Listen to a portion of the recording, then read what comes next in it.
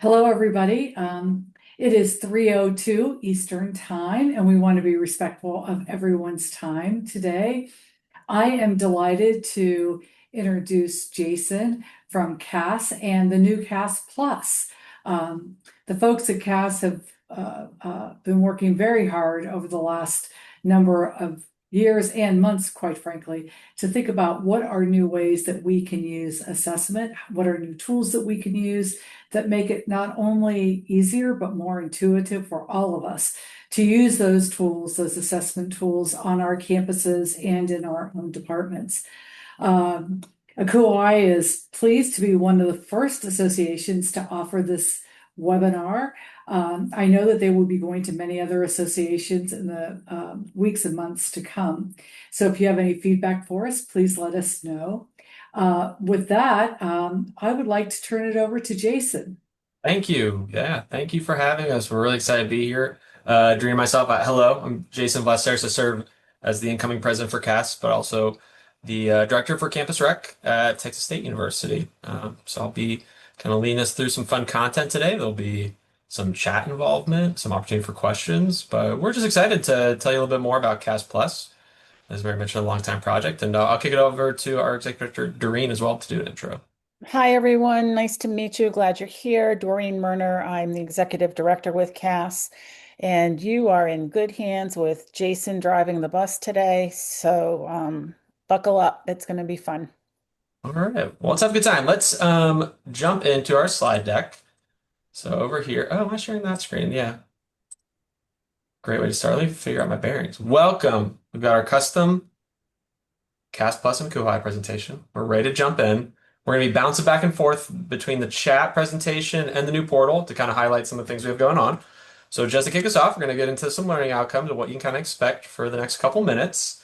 So we are going to do our perfunctory history of CAS, a little bit of the background, who we are. We'll actually kind of poll y'all a little bit on your background with CAS. Smaller group, this should be pretty easy overall. And talk about our work with assessment and how this will, it kind of the thread that carries through from 2 to 3 is how this work that we've done through the years, going back to the 70s with CAS till today and modernizing it for now, ties to the portal and the new version of how we look at assessment and continuous improvement. So some ways to use CAS as well. We're going to take a beat to talk about that. That's always one of my favorite parts of our presentations. And then we'll, as mentioned, we kind of call it our sandbox. We have some sandbox activities. We've actually run some custom resources for the paid version of our portal to display today around housing and residential life, which is going to be exciting. So we try to make it more interesting for the user group that we're chatting with. And yeah, we like y'all a lot, ACUHO-I, so we're excited. First off in the chat, small group, 1 to 5, your comfortability with CAS. User, haven't heard of it, help tailor the conversation a little bit. I'll make sure I can navigate between the chat here. I'm going to move this off the screen. Oh, I don't know if you can see this part. If you can, I apologize. I'll move right off. So 1, give us an idea. If you're a novice, hey, I don't know much about standards. Totally fine. That's how I got involved with CAS. I didn't know much. Now I know more than I ever wished to know. 3s, right down the board. I consider myself right in that 3, 4, 2, and I work with CAS a lot. There's always more to learn. We have 52, 53 sets of standards, so you don't ever feel like you got a grasp on everything. All right, so we're kind of 3s across the board. Intermediate, I have working knowledge. That's going to be helpful. That kind of will expedite some conversations and some pieces. But you've reviewed the standards. Maybe you've used them for one of those dreaded program reviews, or what we're hoping to make are more impactful and meaningful program reviews, internal, external folks on campus, beginner, intermediate. All right, so right in that mix of 2 and 3. I think that's pretty much the group. Now we're going to pivot because the portal is, not to bury the lead in a little way, in some ways, but to not overplay it either. The portal is a website powered by AI. We use a higher ed tech company, which we'll chat more about. So your feelings about AI. I think this is also a moment of vulnerability. I am 1 to 5 any given day, is how I kind of put it. I am sometimes excited, sometimes scared out of my mind. We do think that CAS positions itself well with the new portal to be an inviting safe space to start working with these tools. If you haven't before, you have, because of what's considered the closed system and the GPT that we've developed and the intellectual property, which we'll get into a little bit more. Okay, so we're kind of, again, we're all right in that 1 to 2. Okay, so we've got some cautiously optimistic. I would say majority of days I'm cautiously optimistic, and then I'm maybe 3 and 4 depending on what is happening at any given moment. So that's just me. Okay, so we don't have any stay away sky nets. That's fine as well. That's just for me late at night sometimes how I feel. But founding of CAS, we're gonna jump into history. So we go all the way back with some. It was actually a partnership with a now defunct organization and with ACPA student ed professionals back in the summer of '79 coming together and saying we need some standards for the field of student affairs and professional development for practitioners. So it first started with a kind of a basic set of standards for people, the practitioners working in student affairs. And then it developed into actually some, what did I say there, standards for programming and also standards for professional development. So it started with these two separate sets of standards. Fast forward, we are an association of associations. So you all are a member of of CAS as an organization. And so we have 42 member associations that make up the council. Representatives sit on that council and they drive the work.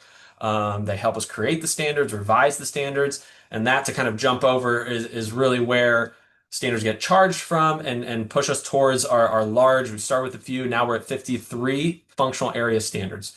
A lot that I'm really excited to talk to this group in particular because there's a lot that directly correspond with your area of expertise and area besides just the housing and residential program standards that we have. We have leadership programs, conference and event services, assessment plan. We have 5 or 6 that could probably slot into the work that you all do, which is exciting because that's actually the perfect use case for what we're going to display with CAS Plus. We also have cross-functional frameworks. We're about to release the new version of our Advancing Health and Wellbeing one.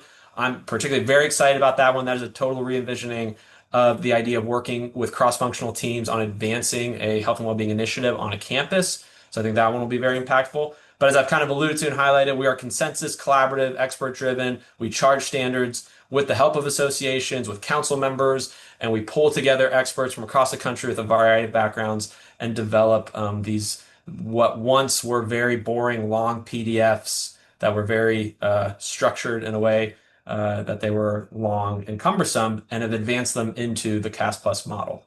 So while we're here, we develop profession-wide standards as mentioned, and we really, going back to our roots and moving it forward into our future, we've been built around the idea of self-study. So the idea of rigorous self-study, reflection, assessment, looking at what you offer and how you do it, and bringing in reflection to make it better and for continuous improvement.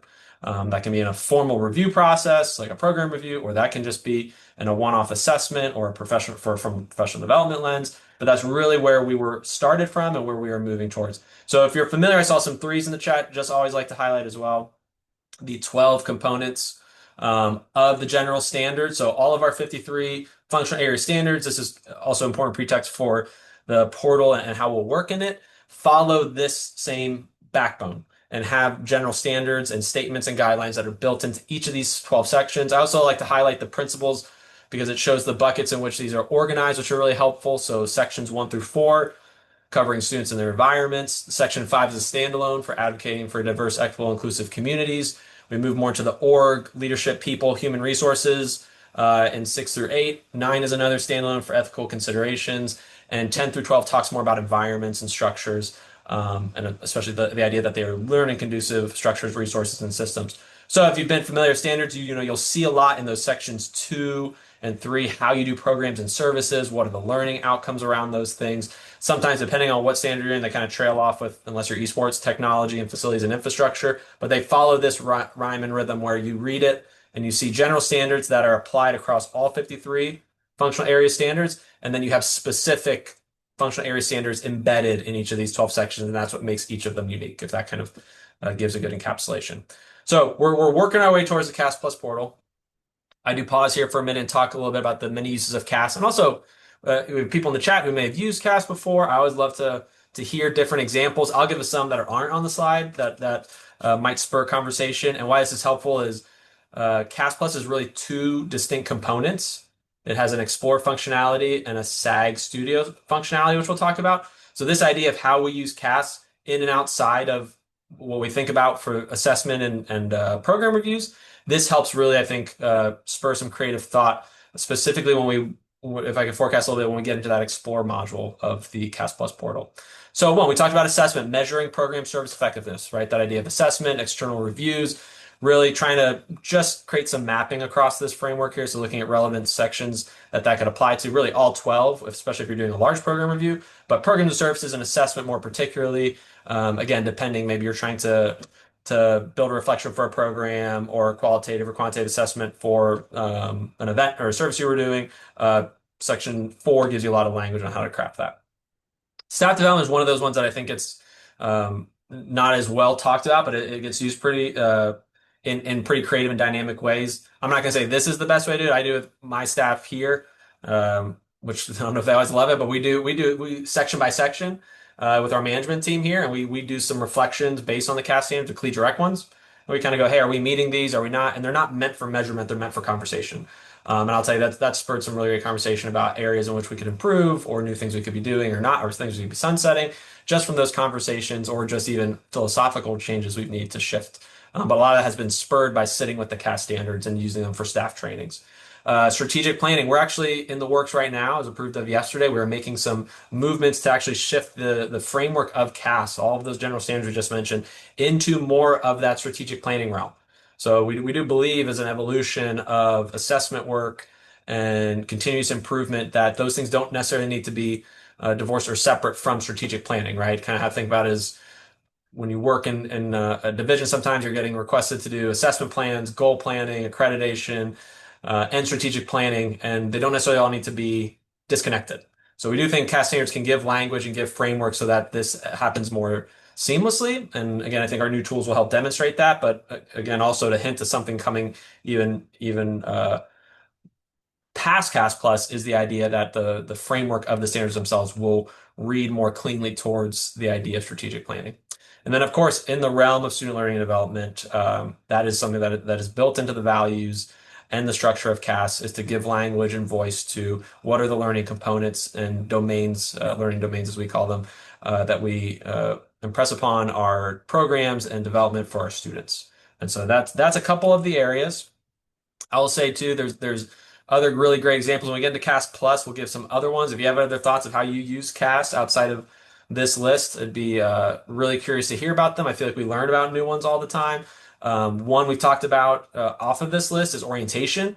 So depending on how your hiring is going, I know in Collegiate Rec, we're hiring people from golf club industry to private industry, and navigating campus may be new for somebody coming in with lots of years of experience into a role working in Collegiate Rec for the first time.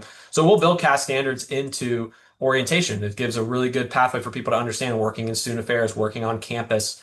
We've done it to where we've given them CAS standards and said, hey, here, read this. If you have any questions, let us know. But I think there's really interesting, creative ways to also build orientation for new staff members, given that context of coming in from different backgrounds outside of academia.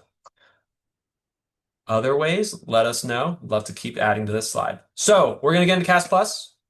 We're at a pretty good mark here. I think we're going to be trucking along and able to do some good time for questions. But to give some history and the urgency, really, there's urgency around where we ended up with building the CAS Plus portal. It was around 2024. We were working with consulting group, and it was just previous to 24 actually, but just keep it nice and round numbers here.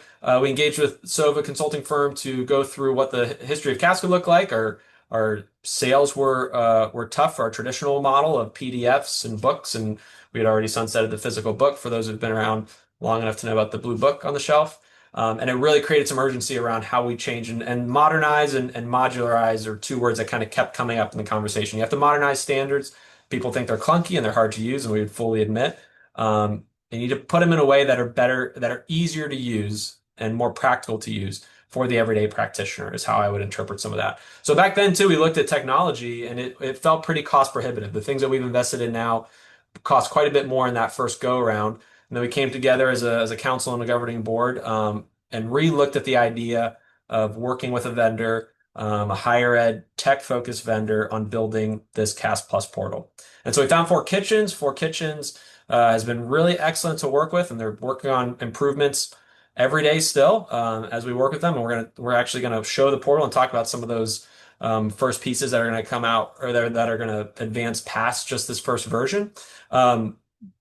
Famously to me, because I think it's really great, they built Yale Health's chatbot and AI system, which I think is a really good example of taking very sensitive and important information from an institutional database and bring it to from an easy to use standpoint to an end user.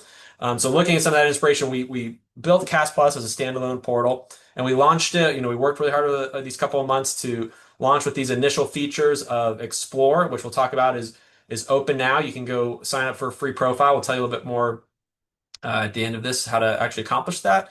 But that is a free to use first piece of the portal. Once you sign in, you'll see both Explore and SAG Studio. And so SAG Studio is our institutional model, really marketed towards divisions and full institutions to help build an ecosystem around their assessment work and to customize CAS standards for the best uses, mainly around program reviews and assessment work. So I'll preview both of those and we'll kind of dip here from that into the sandbox. I say kind of the hard part about making the slide deck the same style as the website. It's the website, is that you end up not knowing when you're in either of them. Okay. So in Explore, I actually will, this is last time too, I will go back to the slides. So I want to talk about the idea of we'll dip our toe a little bit. We're doing some road shows with kind of larger 3 hour longer pre-cons. We just did one with NASPA recently here in Austin, where we're really diving heavily, not just into AI powered portals like CAS Plus, but other AI models of how to use them more efficiently in the context that our students are using them, our staff are using them. We need to help staff figure out how to work in these systems appropriately and figure out their own kind of methodology and value sentiments around how to work in these spaces. So one of those things is prompting, understanding how to get the best information from the tools that are being utilized.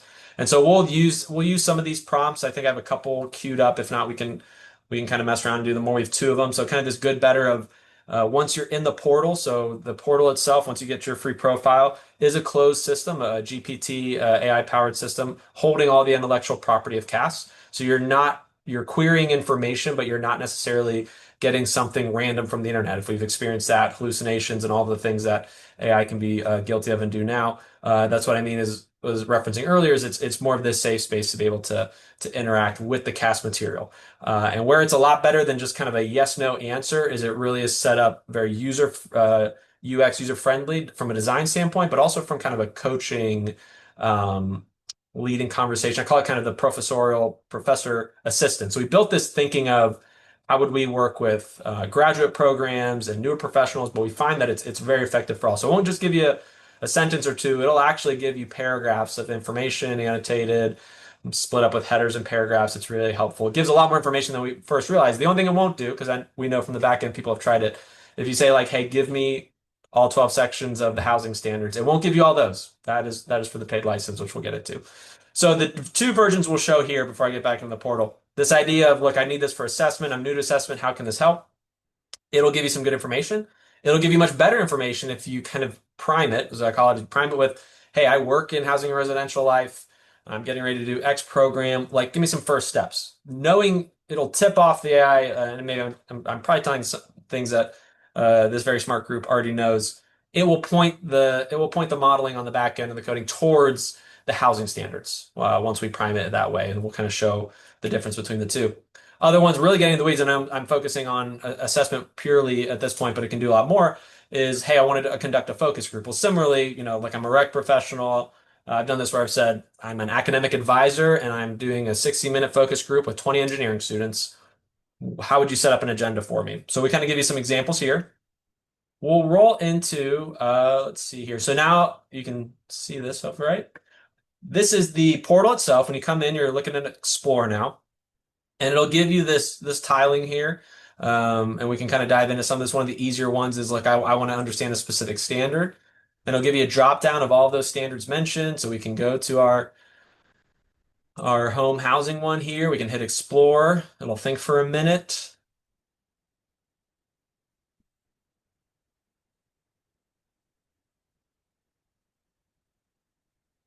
And it'll give you some key elements. So again, a couple paragraphs, couple bullet points, talks about how it's evolved from providing simple accommodations to address diverse needs and supporting academic and personal success. It'll clue us into the mission a little bit. It'll pull out some key elements. It's reading from the standards, and it's kind of bullet pointing some high-level newspaper headline pieces. And then what else here? Here, I think this is the new to assessment one that I was running. It'll keep your chat, which is helpful. for a while at least. I don't know when that fully expires. I think now it's trying to remember what I was talking about. So let's see if it pulls up. But again, like I mentioned before, one thing it'll notice when you're kind of getting into your chat history, it's taking so long here. One thing it'll notice when you're getting into your chat history is the version of I'm new to assessment and I want to, let me just try it from the start here. I'm new to assessment help.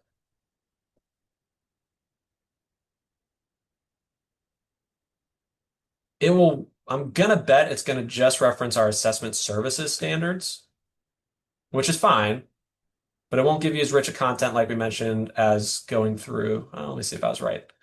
Yeah, that's what I figured. Okay, so it'll reference, this is helpful. I mean, that's all I wrote. CAS Standards for Assessment Services, align with the mission, collaborate and communicate, build a culture of assessment. It's pulling from, it is taking some, it is going outside the box a little bit here and it actually references it's still assessment services, but new student orientation programs, 4.1, good for that. That's good for them. That's the assessment section for NSO programs, like it. Still pulling from NSO programs, okay, and assessment services. But if we say, hey, I work in housing. Let me see if just housing will work. I'm going to test it. Give me some good first steps for assessment work. We'll keep it broad. Let's see how long it takes on this one.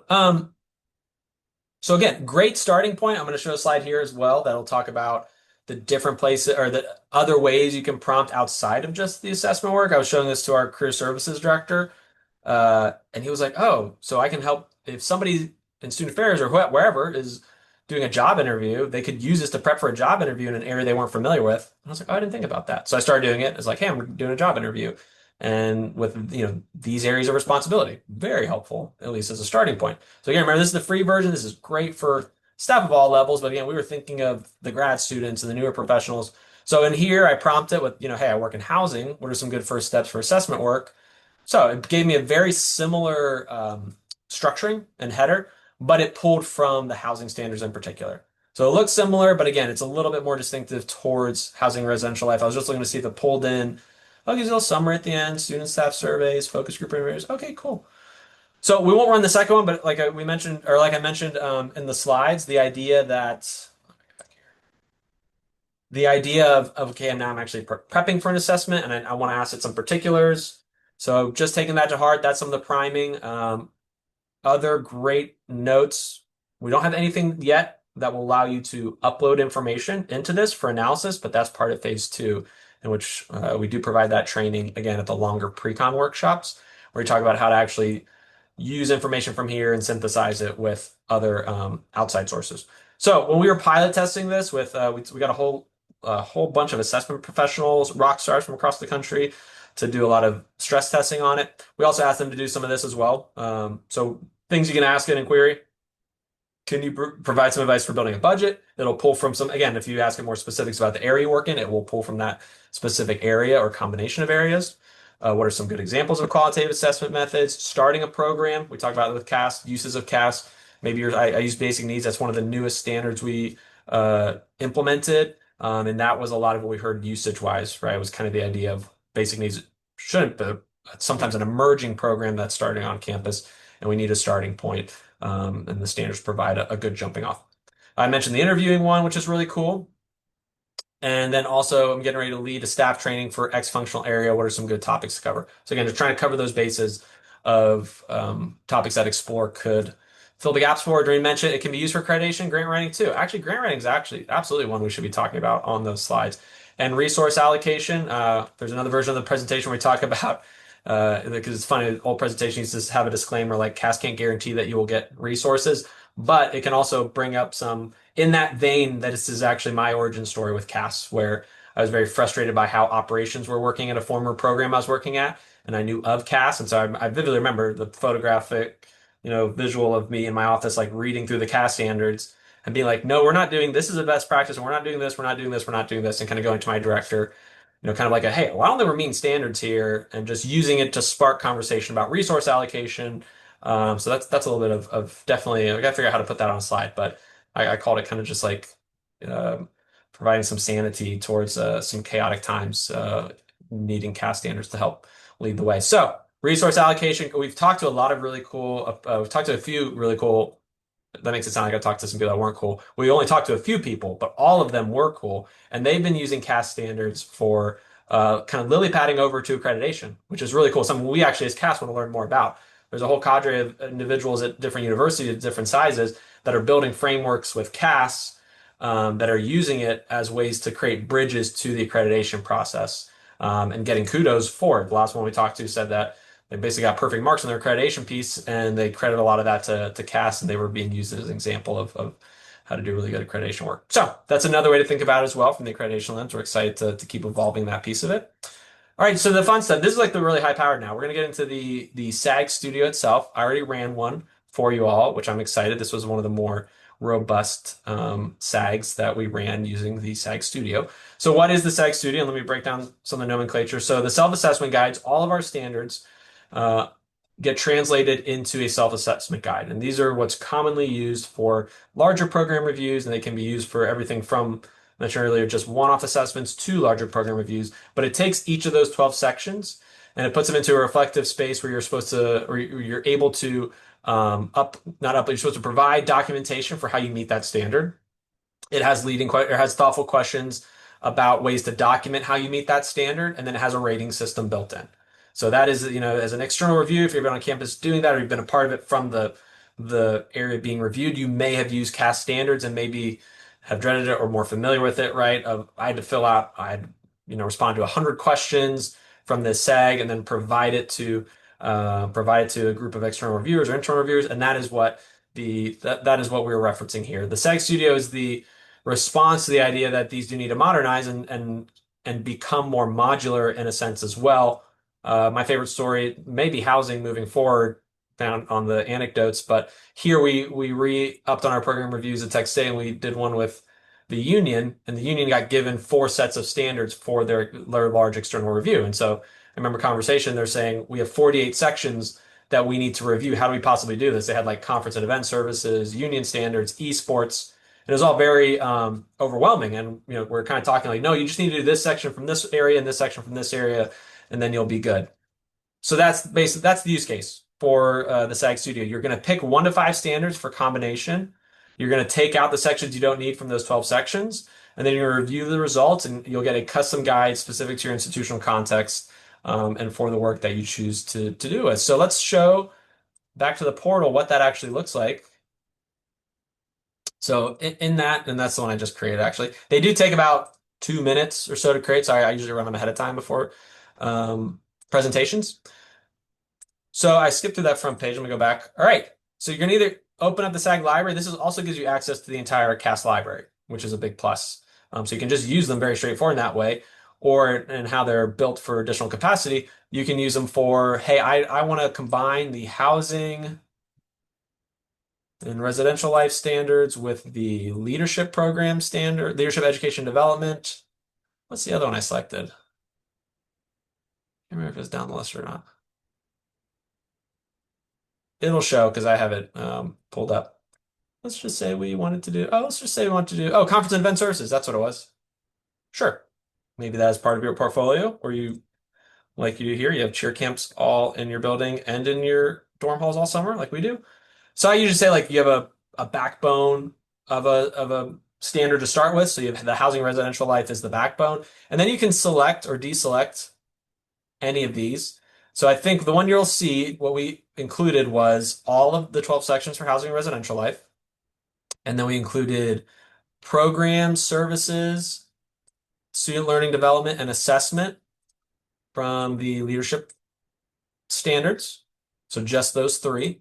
And then I believe, if I'm not mistaken, for conference and event services, we only included financial resources, facilities infrastructure, leadership, and I just kind of made it up. I was just trying to see what it would all look like. I think it was leadership, human resources, and financial resources and facilities infrastructure. You'll get this nifty little review tab. You'll get to see what you had selected, and then you run it. And on the back end, just so you know that the inside baseball of it all, there's coding which we developed where we are having it combine statements within sections where there's redundancy. It's looking for redundancy. It's looking to reduce, and it's given guardrails not to lose any of the important meaning of the CAS standards. So that's something we've tested it and we're really proud of and also very thoughtful about is we don't want it to take liberties and change statements entirely to where we're losing something that's very important to that standard. But what we also found, I'll say this, in testing this out is in standards that three standards could have maybe been one in some instances, right? Some of them were very long and they combined them into one statement. And every time we read it, we're like, that's actually an improvement. So that's a reflection. But we're going to let this roll and we're going to pull up what it actually was here. Oh, this one is just the campus activity programs. Oh yeah, no, it's an old. Let me pull this one up. Downloads. Feel free to jump in on any chats too, by the way. I'm gonna pause. I mean, we're getting kind of close to where we're just gonna talk about this in the future a little bit. So feel free to start jumping in with any questions. So this is the custom version, conference event programs, housing and residential life, and leadership. Housing was again selected all of them, and then the other two had two or three sections lit up depending. So as you go through one of the advancements we are talking about though is to be able to code the specific section to know which were combined. So you really only know that by inference right now and trust more or less. But when you're looking through here, these statements are here is not a combination of the three, but like for example, leadership, I believe, had at least two or three. Let me get my bearings here. So we did actually get some coding on how to create bullet point lists when possible. I was told to do some headers. I'm not seeing any headers on this one necessarily. So it's still relatively lengthy, but believe it or not, it's a lot shorter than what this typically would have looked like. So you can see here, leadership 6.1 would have been a combination of leadership programs and housing. So you get some benefit there. Usually what it will do is it'll see some practical elements that are in both or unique to either, and then it'll kind of put them in a list format, which is very helpful to go through. So again, how to deploy this, you can use this for your assessment work. You can use this for your program reviews. We talked to somebody who kind of who runs larger program reviews and assessment work for a division and noted that this can be really helpful to first actually give the Explore tool to staff and help them understand the CAS standards, then sit with them and in the knowledge that they're able to create custom guides, say, what do you want to learn about? What are you, or not what do you want to learn about? What areas are you responsible for? What areas could we kind of maneuver around? And then that lets you create these mashups. Also, depending on what state you live in, right, it can kind of let you exclude some things that may make these put these in more of a compliant state for your review work or accreditation work. So that's what it looks like on the back end. It captures all the main components. Oh, and I forgot to mention one of the biggest improvements, which is relatively easy. It's now a Word document, not a PDF. So it's much more easier to maneuver and be flexible with as well. And from there, that's the Site Studio. I want to talk real brief about next steps and plans, and then just how to get involved and how to access these. So we are deep in process now of actually creating what I talked about was we don't have upload capabilities, but the next phase of this is the ability to actually upload information and to create a repository to where not only hopefully it will be a messaging tool, hey, I need this to go to 20 people, but that messaging tool will also allow people to send in information. As we're chatting with our developer, they're like, would you like the AI tool to also analyze and see if the information matches up to the justification criteria? And I was like, sure, yeah, if it can do that, that would be, feels like that'd be really impactful. So that's what that second part is, uploading, organization, and AI analysis of the review documentation. So we're deep in process now. When you get into the portal, because we've gotten this question before, you get these advancements when they happen, right? So you don't necessarily have to sign up for a different subscription or something new. You get them now at the current price point with the current phasing of Explore and Sag Studio. And when we release the new, because I do think this will really propel the tool itself, it's just going to be in there for you to use, which is great. And then we will be working from there on the idea of benchmarking. So some large conversation around intake of information and not disaggregating, anonymizing and creating kind of a mean, mid, average, or some thoughtfulness around what other information is being uploaded by other users and to create some type of benchmarking metric to help create more of like a CAS report for the SAG Studio itself. So right now it's really just the customization piece, and then we're going to move to the communication tool, the upload tool, and then the actual validation tool. So that gives you the full robust ecosystem to be able to have your strategic planning, assessment, program review work live inside that ecosystem. So what does that all look like? As a member institution, I actually start with the institutional license. We really are promoting mostly the all access. So if you have an ACUHO-I membership, you actually get a discount from this price. The 3,400 becomes 2,999. During, I think, would you want to cover this piece? Sure, sure, sure. Yeah, jump in. Yeah. Yeah. So yeah, institutional wide support would be your all access. But for ACUHO-I, and I see John's on here from ACUI, the council associations or members, your members will all get a discount, and the all access discount is $500. You would go through your association to get that. Um, the next level down from that is called the individual level, and that's for a smaller institutional use case. Maybe your community college, you're only able to do one, maybe two assessments a year. You don't really need the full-blown all access. So you're only going to buy one, and that's $299, but the associations also get a discount off of that. And then the free, which is one level further, is free. That's the Explore that we talked about in the beginning, with is sort of the professorial mode. So 3 tiers: free, individual, all access. The paid for tiers are individual and all access, and they have benefit reduction in prices for each of your associations.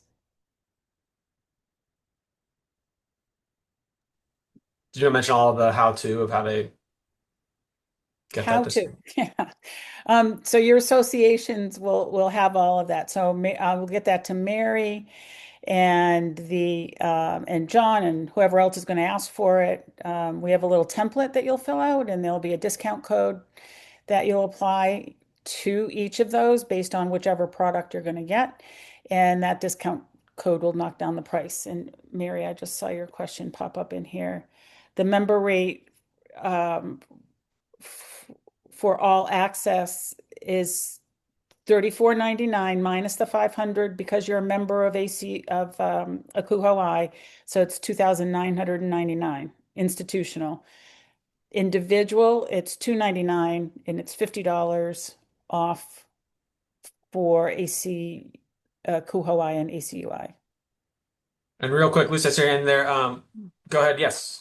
Oh, thank you so much. I just have a couple of questions to understand the all access. Mhm. Is all access, is that a per person cost, or can you have multiple users in a subscription?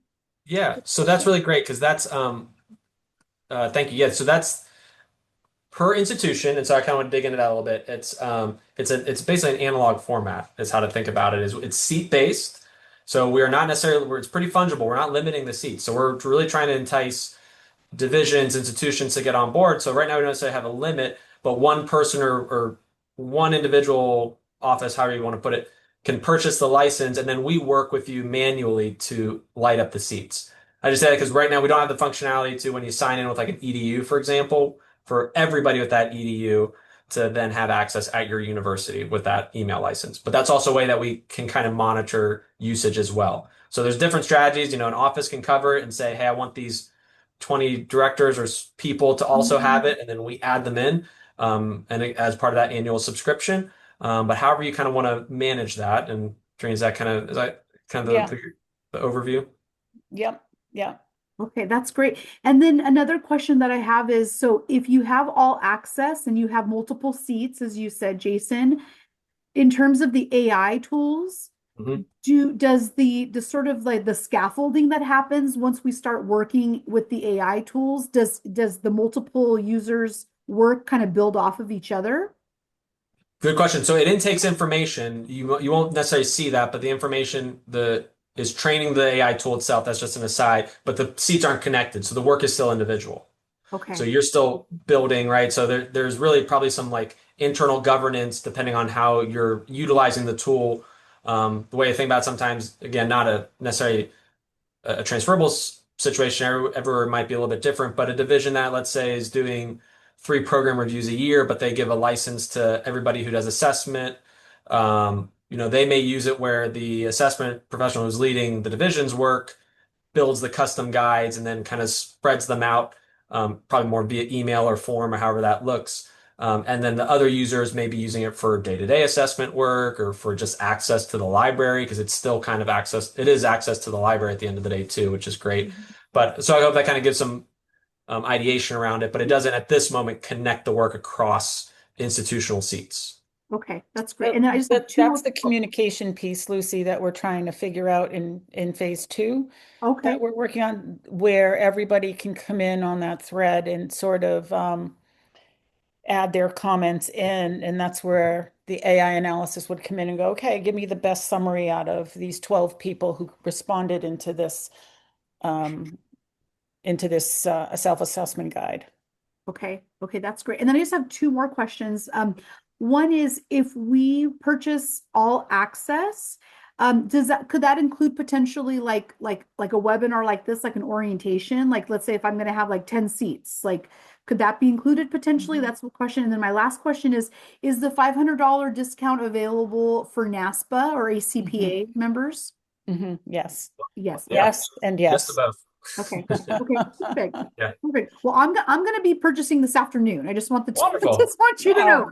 Wow. So Well, we'll I'm very schedule a webinar. excited about this. And so yeah. So and what about my question with regard to like an orientation to members or for seats?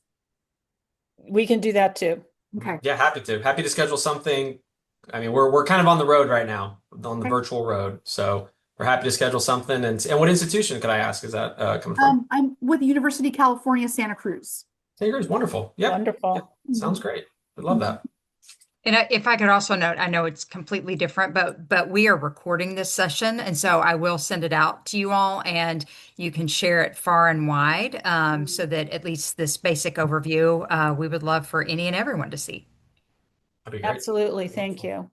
Well, Lucy, yeah, we look forward to it. That's great. And that's really where, oh, that's the wrong side. There's NACA. But this gives you an idea. This was NACA last week. I thought I'd update that. This gives you an idea of how to sign for the free. So we just talked, and that's, we think is one of the most impactful pieces of the SAG Studio. But the free piece, right now, you go through our URL at the original CAS store where we are, and then you load up your cart, and it's a free product, and then you'll receive 2 emails. That's really the very short and summary. I just mentioned that because it's a little bit more of a multi-step process to get into the Explore piece just to get that free profile, whereas opposed to the paid for pieces and the other licenses where we will work with you individually, as highlighted earlier, on creating those seats and getting users directly into the portal. So that is the entirety of the content, and hopefully all got something out of it, and we're excited a little bit about some of this new functionality and any questions we can hope to answer, especially knowing it's recorded. If there's anything for the future audience.